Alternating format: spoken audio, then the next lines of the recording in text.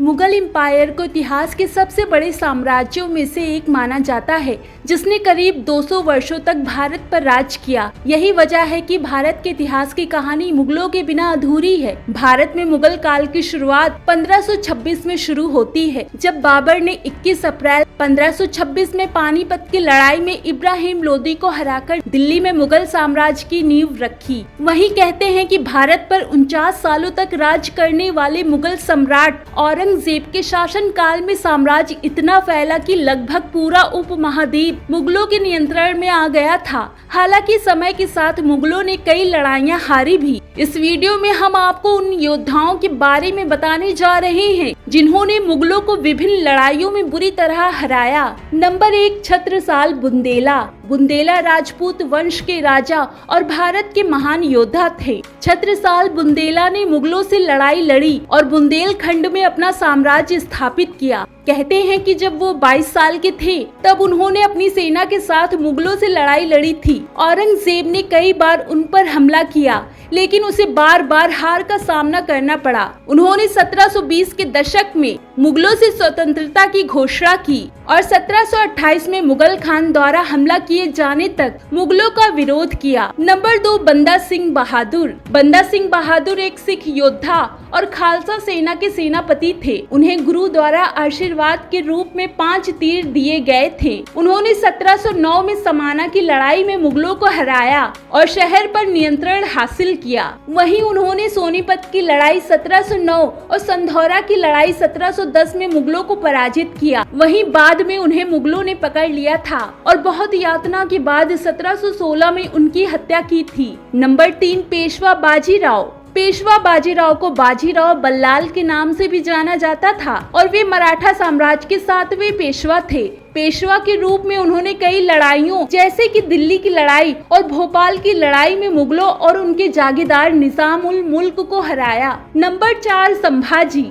शिवाजी महाराज के सबसे बड़े पुत्र संभाजी भोसले मराठा साम्राज्य के दूसरे छत्रपति थे। एक राजकुमार के रूप में उन्होंने 1672 में महाराष्ट्र के पालघर जिले में विक्रमगढ़ के पास हुए विक्रमगढ़ की लड़ाई में मुगल सेना को हराया था। वहीं एक शासक के रूप में उन्होंने कोंकण 1684 के आक्रमण के दौरान मुगल सेना को खदेड़ दिया था। नंबर 5, अब्बास प्रथम। अब्बास प्रथम, जिन्हें अब्बास द ग्रेट के रूप में जाना जाता है। अब्बास ईरान का 5वां राजा था और उन्हें ईरान के सबसे शक्तिशाली शासकों में गिना जाता है। कहते हैं कि वो बहुत ही मुश्किल समय में गद्दी पर बैठे और ईरान पर शासन किया। 1595 में अफगानिस्तान के कंधार के महत्वपूर्ण किले शहर को मुगलों के हाथों खो दिया था।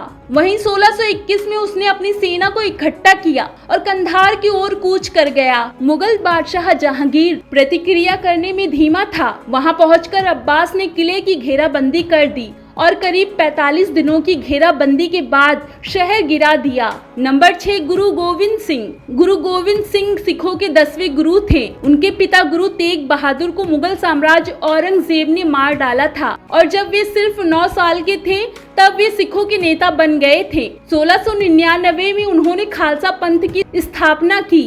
गुरु गोविंद सिंह कई बार मुगलों से भिड़े और कई बार उन्हें पराजित भी किया। नंबर 7, नादिर शाह। ईरान के अफशरीद वंश के संस्थापक और ईरानी इतिहास के सबसे शक्तिशाली शासकों में नादिर शाह ने 1739 को करनाल की विशाल लड़ाई में 3 घंटे से भी कम समय में अपने भारत आक्रमण के दौरान मुगल सेना को कुचल दिया था। नंबर 8, लाचित बोरफुकन। लाचित बोरफुकन अहोम साम्राज्य असम का सेनापति था। उन्हें सराय घाट की लड़ाई में उनके नेतृत्व के लिए याद किया जाता है, जिसने राज्य पर कब्जा करके मुगल सेना के एक प्रयास को विफल कर दिया था। नंबर 9, छत्रपति शिवाजी महाराज। छत्रपति शिवाजी महाराज ने भी मुगलों को कई बार हराया। विशेष रूप से 3 फरवरी 1661 को हुई अंबरखिंड की लड़ाई में, सूरत की लड़ाई जिसे सूरत की बोरी, 5 जनवरी 1664 और सिंहगढ़ की लड़ाई के रूप में भी जाना जाता है। नंबर 10, शेर शाह सूरी।